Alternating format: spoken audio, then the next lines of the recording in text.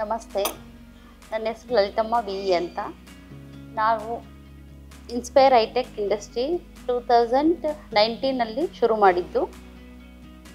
ಈ ಕಂಪನಿ ಶುರು ಮಾಡಲು ನಮಗೆ ಇನ್ಸ್ಪೈರ್ ಆಗಿದ್ದು ಇನೋವೇಷನ್ ಇನ್ನೋವಾ CNC ಎಂಬ ಕಂಪನಿಯಲ್ಲಿ ಮೊದಲು ನಾವು ಪಾರ್ಟ್ನರ್ ಆಗಿ ವರ್ಕ್ ಮಾಡಿದ್ದು.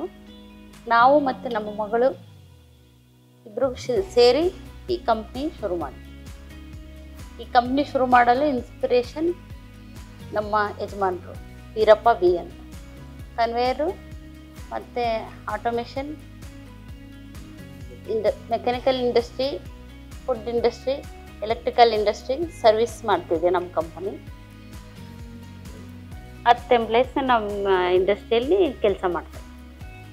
ಉದ್ಯೋಗ ಸೃಷ್ಟಿ ಮಾಡಬೇಕು ಅಂತ ಆಸೆ ಇನ್ನೂ ಹೆಚ್ಚಿನದಾಗಿ.